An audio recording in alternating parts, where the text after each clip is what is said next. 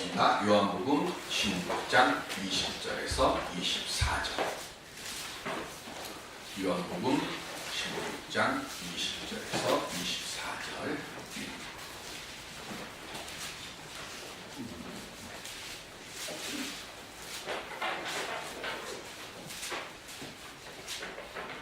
내가 진실로 진실로 너희에게 이르노니 너희는 곡하고 애통하겠으나 세상은 기뻐하리라. 너희는 근심하겠으나 너희 근심이 도리어 기쁨이 되리라. 여자와 성하게 되면 그때가 이르렀으므로 진실하나 아기를 낳으면 세상에 살아난 기쁨으로 말미암아 그 고통을 다시 기억하지 아니하느니라.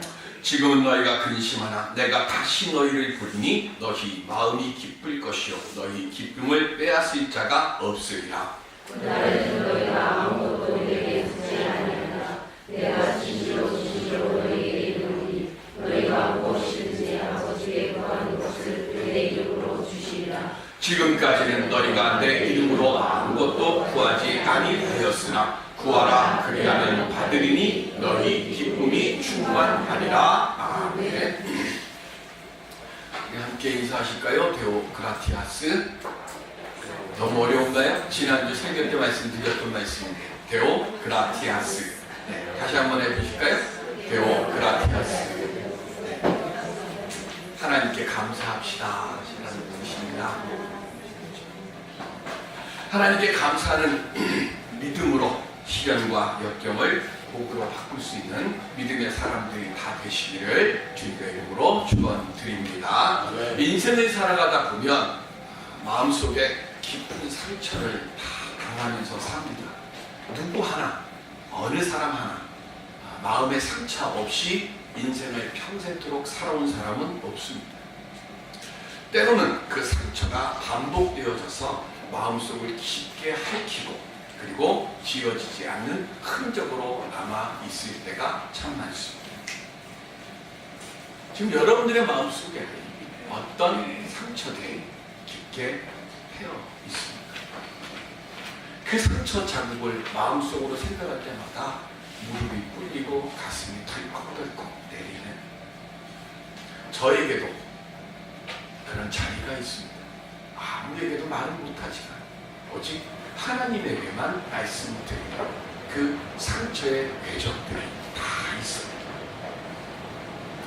평생의 꿈과 소망으로 계획하고 준비하던 일들이 한순간에 좌절된 경험들도 있을 것이고요. 무엇보다도 가장 많이 패는 것이 이 사람만은 내가 믿어라고 생각했던 그 사람을 나를 외면하거나 나를 배신했어요. 그때 말할 수 없는 고통과 아픔 그리고 슬픔에 빠지게 됩니다. 때로는 내 힘과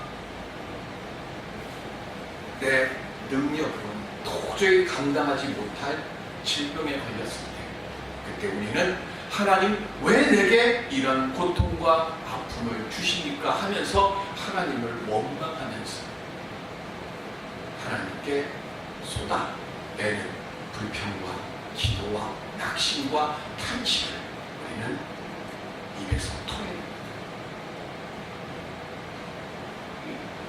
그런데 우리 주님을 우리가 한번 생각해 보시죠. 이 땅에 계시면서요 당신이 아끼던 제자들입니다. 그 중에 하나는 예수님이 알고 계세요. 얘는 나를 배신할 거야. 얘는 나를 팔아넘길 거야. 알고 계시면서도 그 제자를 데리고 다닙니다. 그리고 마지막에는 뭘 하십니까? 네 가서 네가 할 일을 행하라고 이야기를 합니다. 그러면서 마지막에 예수님이 하시는 말씀이 뭐라고 그러셨어요? 차라리 이 사람은 태어나지 않는 것이 좋을 뻔했다. 나 같으면 막을 것 같은데 알고 있습니다. 그리고 제자들에게 뭐라고 그러십니까? 너희들이 다 나를 버리고 도망갈 것이다. 죽을지언정 안 그러겠습니다. 그랬던 베드로에게는 너는 닭이 2번 울기 전에 나를 3번 모른다고 부인할 거라고 하는 것까지 다 말씀하세요. 배반하고 배신하고 도망치고 그거 다 알고 계세요. 근데도 그 제자들을 어떻게 해요? 제가 제가 참 좋아하는 말씀이라고 그랬어요. 요한복음 13장 1절에 보면 예수님께서 사랑하시되 어떻게 사랑하신다고요? 끝까지 사랑하신다고 그랬어요. 끝까지 나 버리고 나를 팔아넘기고 나를 배신하고 도망갈 그 제자들을 어떻게 해요? 끝까지 사랑하시고, 그리고 십자가에 가는 그 길은 어떻습니까? 세상 사람들에게 조롱하고 멸시하고, 그리고 억울한 누명 뒤집어 쓰고 가장 고통이 긴 십자가의 그 형을 당하세요. 예수님께서 왜 그러셨습니까? 우리를 죄의 사슬과 죽음으로 끝날 인생에서 속죄함과 영생의 길을 인도하기 위해서 예수님께서는 반드시 걸어가셔야 될 길이기 때문에 그 길을 걸어가세요. 그런데 예수님의 인생의 입장에서 보면 분명히 그 십자가를 그 제자들은 다 뭐예요? 상처입니다. 그런데 그 상처로 인해서 오늘 우리들은 그 은혜로 인해서 영생과 구원을 얻게 되고 있습니다. 이 시간 내가 지금 당하고 있는 고통과 괴로움의 상처들이 십자가처럼 기쁨과 소망과 감사의 열매로 변하여지는 그 역사를 만들어갈 수 있는 우리들이 될 수 있기를 바랍니다. 내가 가지고 있는 이 상처, 내가 가지고 있는 이 고통의 흔적이 내 자녀들에게는 인생의 전환점이 되고 내 자녀들에게는 복의 시작이 되어지는 그 역사가 되어지는, 내 자녀들에게 믿음의 십자가의 흔적들을 유산으로 남겨줄 수 있는 그런 믿음을 얻을 수 있는 오늘 우리들이 될 수 있기를 주님의 이름으로 간절히 축원드립니다. 그럼 우리가 어떻게 하면 내 고통과 이 아픔의 상처들이 은혜의 상처로 변할 수 있을까요? 오늘 본문은 예수님께서 최후의 만찬을 하신 뒤에 십자가의 길을 가시기 전에 겟세마네 동산에 올라가시는 그 앞에 제자들에게 마지막으로 당부의 말씀을 하시는 장입니다. 이른바 요한복음 16장은 고별 설교 장입니다. 16장 2절에 예수님이 뭐라 말씀하십니까? 시작. 사람들이 너희를 출교할 뿐 아니라 때가 이르면 무릇 너희를 죽이는 자가 생각하기를 이것이 하나님을 섬기는 일이라 하리라. 아멘. 출교당한다고 했어요. 예수 믿는 것으로. 출교가 뭡니까? 유대인들의 공동체 사이에서 아무것도 할 수 없는 사람이 된다는 거예요. 먹을 것도 구하지 못해요. 출교당한 사람이 죽어요. 그럼 어떻게 합니까? 그 사람을 위해서 곡해도 안 돼. 그 사람 앞에서 그 사람을 위해서, 출교당한 사람을 위해서 곡하면 어떻게 됩니까? 그 사람도 똑같이 출교당해서 유대인 사이에서 살 수가 없어요. 뭐 때문에 출교당해? 예수 믿는다는 이유로 출교를 당하는 거예요. 그리고 뭐예요? 그들을 핍박하고 박해하는 사람들의 정말로 견디기 힘든 게 뭐예요? 이게 뭐라고요? 하나님을 위해서 일하는 거라고 생각하고 너희들을 그렇게 핍박할 거라고 해요. 정말 무서운 게 뭡니까? 잘못인 줄 모르고 잘못을 행하면서 그게 옳은 일이라고, 이게 정의사회를 구현하는 일이라고 믿고 그 일에 충성하는 사람들, 그게 정말 무서운 거예요. 아무리 이해를 해도요, 설득이 안 됩니다. 이해가 안 됩니다. 이해가 안 되는 사람들에게 오히려 이해시키려고 하는 사람들이 더 미워져요. 그렇게 예수 믿는 사람들을 지금 핍박하는 그것 때문에 괴로움을 더함을 받는 것, 그것을 지금 예수님이 걱정하는 것. 앞으로 앞날에 너희들이 세상적으로 감당기 어려운 시련과 핍박이 너희들 앞에 쫙 펼쳐져 있는데, 그리고 그 과정 속에서 너희들이 느껴야 될 두려움과 고통과, 그리고 무엇보다도 예수님이 말씀하셨잖아요. 너희들이 다 나를 버리고 도망갈 것이다 라고 하는 그 말씀. 그 말씀을 들었는데도 뭐 했어요? 도망갔잖아요. 사도들에게는 그게 다 뭐예요? 상처로 남아있는 거예요. 그 상처를 부여잡고 살아가야 될 이 제자들, 그들에게 예수님이 지금 위로하신 고별설교예요. 그런데 이 말이 이해가 안 되는 거예요. 특별히 뭐가 이해가 안 됩니까? 16장 7절 시작. 그러나 내가 너희에게 실상을 말하노니 내가 떠나가는 것이 너희에게 주리라. 내가 떠나가지 아니하면 보혜사가 너희에게로 오시지 아니할 것이요 가면 내가 그를 너희에게로 보내리니. 아멘. 사도들은요 뭘 경험했어요? 갈릴리 호수에서 배 타고 가다가 풍랑이 일어가지고 배가 뒤집힐 만큼의 위기 상황을 맞아요. 그때 어떻게 주무시고 계시는 예수님을 흔들어 깨워. 그때 예수님 어떻게 하셨어요? 바람아 잠잠하라. 그러니까 파도가 쫙 그치고 호수가 편해지잖아요. 그거 경험했어요. 예수님이 나랑 함께 있으면 야 바람도 꾸짖고 호수도 꾸짖어서 잠잠케 하시는 저분이 계시면 세상에 어떤 시련이 오고 어떤 역경이 와도 우리는 든든해. 그런데 그 든든한 주님이 지금 떠나신대요. 근데 떠나는 게 오히려 우리에게는 유익이라는 거예요. 뭐 하신다고요? 내가 가야 뭐가 와요? 보혜사 성령이 오신다. 근데 그게 너에겐 유익이라고 얘기를 하는데 이 말이 도대체 이해가 안 되는 거예요. 이렇게 이해하지 못하는 그들에게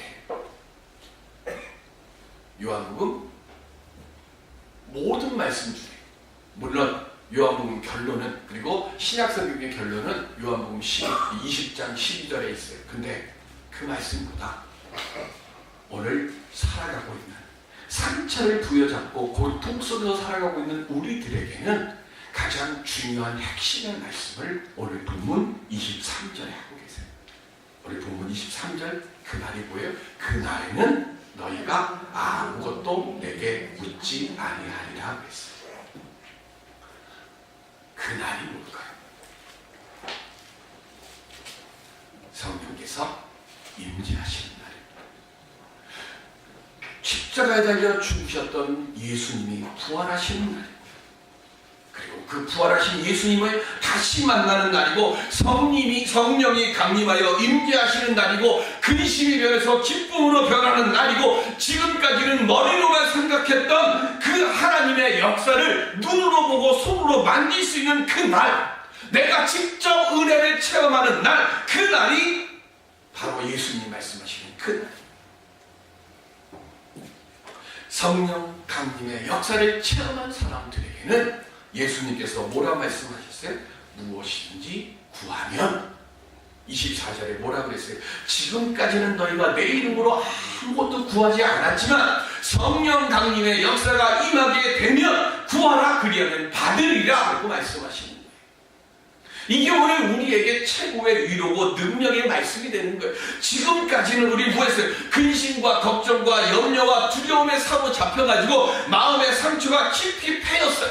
그런데 그 제자들은 지금 예수님께서 그들을 위로하시면서 하시는 그 말씀이고 오늘 인생의 시험과 시련, 말할 수 없는 실패와 낙심, 질병의 그 고통으로 인해서 마음의 깊은 아픔과 상처를 가지고 있는 오늘 우리들에게 주님께서 하시는 말씀이 그 날에는 무엇이든지 구하라 그리하면 응답받으리라 라고 말씀하시는 거예요. 시련과 좌절 속에 있는 이들에게 주시는 하나님의 최고의 위로의 말씀.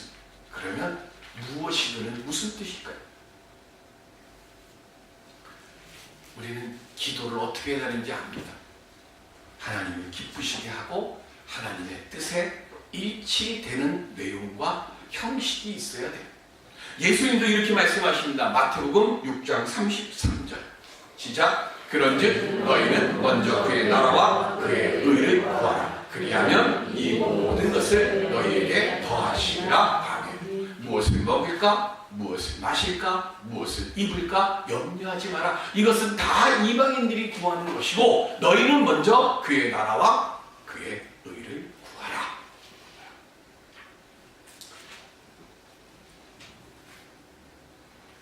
탐욕과 회개함이 없는 정욕의 기도는 하나님이 듣지 않으신다고 했어요. 그런데 하나님의 뜻을 물으면서 회개의 심령을 안고 하나님께 구하는 것이 무엇이든의 시작입니다. 그러면 이 무엇이든이 뭘까요? 한나가 하나님께 무엇을 구했어요? 자식 못 낳는다고 멸시당하고 조롱당했습니다. 마음이 너무 아파서 견딜 수가 없어서 하나님의 전에 들어가서 기도하는데 엘리 선지자가 술에 취한 것처럼 오래 할 만큼 그렇게 깊이 하나님께 기도드려요. 제가 전에 말씀드렸습니다. 성경에 최초로 여자가 기도하고 응답받은 기도가 한나의 기도입니다. 그만큼 귀한 기도예요. 모니카는 세상에 방황하고 있는 아들 어거스틴을 위해서 날마다 눈물로 기도했습니다.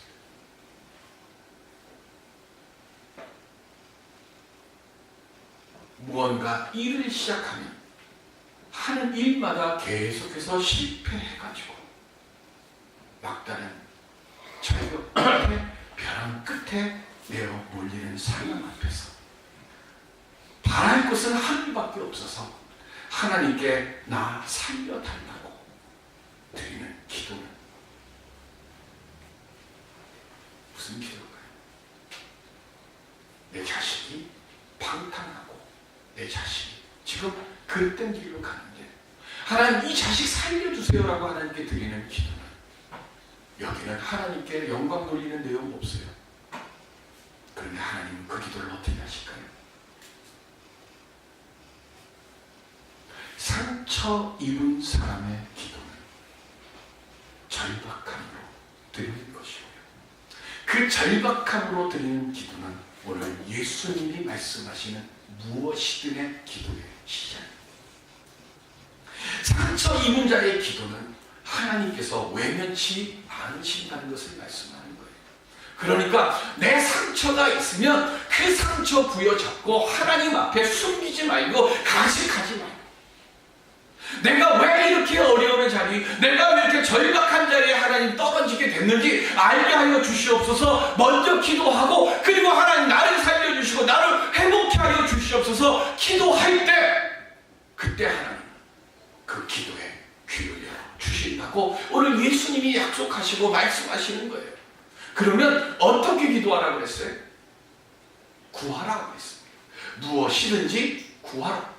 그런데 이 구하라는 요한복음 16장에는 헬라어로 구하라고 하는 말이 2개가 나와요. 그런데 오늘은 앞부분 한 가지만 얘기를 합니다. 오늘 본문에 있는 말씀. 여기는 아이테오입니다. 아이테오. 이 말의 뜻은 어떤 것을 간청하는 행위를 얘기합니다. 그냥 우리 이해하기 쉽게 얘기하면 떼쓰듯 하는 것. 간청하는 것. 애들이 뭐 달라고 할 때 안 주면 어떻게 하죠? 마트에 들고 눕잖아요. 떼굴떼굴 구르잖아요. 여기서 구하라는 헬라의 원뜻은 그 얘기예요. 상처 때문에요. 너무 아파요. 너무 힘들어요. 절차나 격식 따질 만큼 지금 여유나 시간이 없습니다. 오늘까지 지금 내가 1억을 넣지 않으면 내 회사가 부도가 나요. 그럼 어떻게 합니까? 은행 찾아가잖아요. 지점장 만나주든 안 만나주든 지점장이 어디 계십니까 하고 은행문 박차고 들어가갖고 지점장 있는 그 자리 가서 지점장 찾아가지고 지점장 바지끄덩이 잡고 앉아갖고 제발 1억 원만 대출 좀 받게 해달라고 안 하겠어요? 내 아이가 학교에서 싸움을 했는데 그만 애가 때렸는데 애가 넘어져갖고 상대방 애가 크게 다쳤어요. 일하고 있는데 학교에서 전화 왔습니다. 아들이 때렸는데 애가 상대편 애가 넘어져갖고 뼈가 부러지고 지금 이렇게 됐으면 큰일 났습니다. 그럼 여러분들 나 지금 일하고 있으니까 나중에 일 끝나고 가겠습니다 라고 얘기하실 분 계세요? 내가 하고 있는 일이 아무리 급해도 어떻게 해요? 일단 멈추고 학교 찾아가야죠. 교무실 찾아가야죠. 선생님 앞에 무릎 꿇어야죠. 내 자식 좀 살려달라고, 이 아이 좀 잘못한 거 용서해달라고. 그리고 그 피해자 부모에게 가가지고 어떻게 합니까? 손이 발이 되도록 싹싹 안 빌겠습니까? 합의금 돈이 있든 없든 어떻게든 간에 끌어모아가지고 합의금 만들어서 합의하려고 하지 않겠습니까?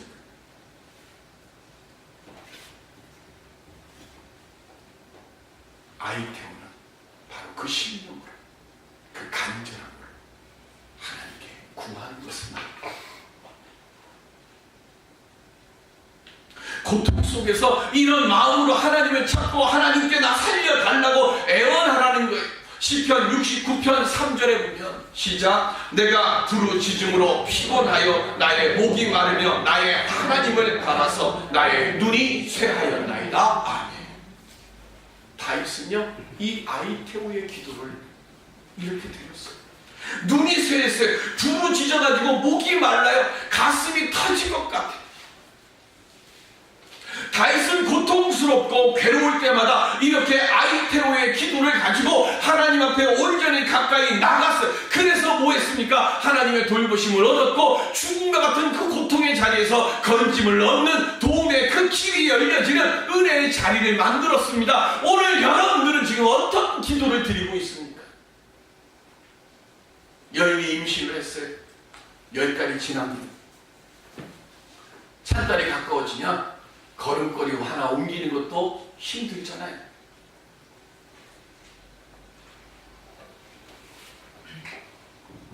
근심과 걱정, 염려의 씨가 우리의 마음속에 들어와요.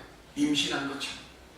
애가 점점 배에서 자라는 것처럼 근심과 걱정과 염려의 씨도 점점 자라갑니다. 아이를 낳으려고 산모가 분만실에 들어갑니다. 밖에서는 어떻습니까? 산모의 고통 모르지는 않습니다. 그러나 똑같은 기다림이지만 중환자실에 있던 사람이 들어가서 지금 수술하러 들어가는 것과 애 낳으려고 들어가는 그 기다림은 다른가요? 똑같이 산모, 아이 걱정하지만 그것보다는 더 큰 기대가 있잖아요. 뭐가 있어요? 이 아이가 어떤 아이가 태어나고 산모가 그 고통 속에서 힘들고 어렵게 해가지고 그 아이를 분만한 뒤에 요즘은 좀 편하게 낳는 것 같아요. 근데 드라마에 보면 정말 막 그냥 뭐 힘주고 하고 막 고통에 온몸에 땀이 젖고 막 그러다가요 다 한 다음에 아기를 탁 안으면 품에 안기면 어떻게 돼요? 엄마가 그 고통 속에서 그 고통 싹 잊어버리고 얼굴에 웃음꽃이 확 피잖아요.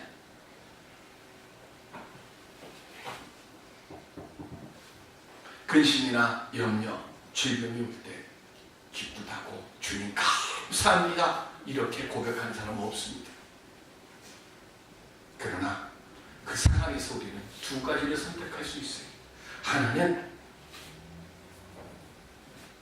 낙심하면서 절망하고 아무것도 안 하는 것이 있고요. 또 하나는 근심과 고통 속에 있지만 하나님을 바라보면서 기도하는 것. 우리는 모두 고통과 고난이라는 아이를 임신하고 살아갑니다. 그것이 해산일 때는 반드시 필요합니다. 낙심하고 절망하며 지내는 사람들에게는 회복하기 어려운 실패와 고통이 따르지만 그러나 어렵지만 믿음으로 바라고 견디며 주님께 기도하며 나아가는 사람들에게는 말할 수 없는 복과 하나님의 돌보심의 역사로 응답의 열매가 맺어지게 될 줄로 믿습니다. 시편 51편 17절에 보면 시작. 하나님께서 구하시는 제사는 상한 심령이라. 하나님이여 상하고 통회하는 마음을 주께서 멸시하지 아니하시리이다. 아멘. 우리 모두 다 저마다의 상처를 안고 살아갑니다. 그런데 그래서 그 상처가 너무 아파서 하나님께 때를 쓰지 않으면 숨을 쉬지 못할 만큼 그렇게 견딜 수 없을 것 같은 아픔들을 가지고 살아갈 때도 있습니다. 그런데요, 다윗은 뭐라고 얘기합니까?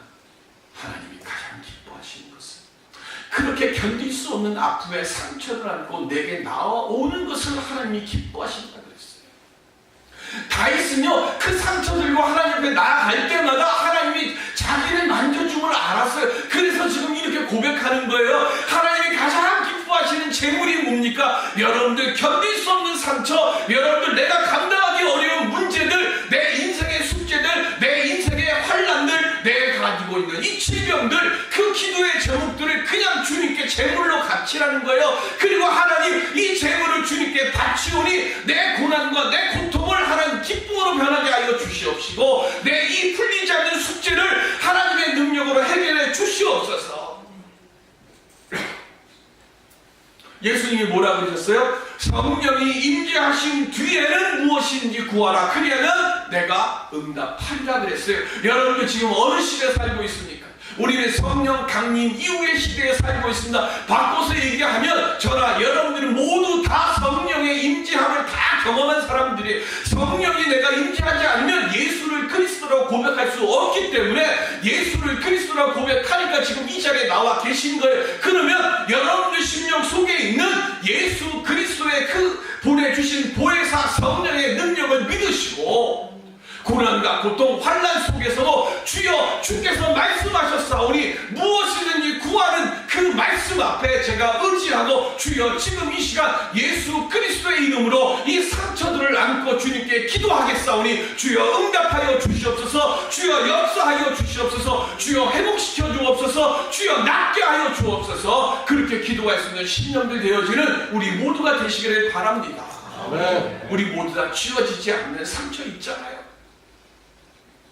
그거 감추지 마시고요, 믿음으로 그거 들고 주님 앞에 나가세요. 그러면 그 상처가 하나님의 사랑으로, 하나님의 능력으로 내 삶의 역전의 발판이 되는 디딤돌로 하나님께서 내 상처를 사용하여 주실 줄로 믿습니다. 아멘. 이 시간 그 역사 만들어가는 믿음의 기도, 여러분들 은혜의 응답 받은 다락방 있습니까?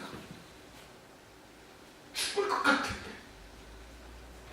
내가 거기 가면 내가 소망 없는데, 내가 거기 가면 주님 만나는데, 기도하세요. 정말 기도하세요. 기도에는 답이 없습니다.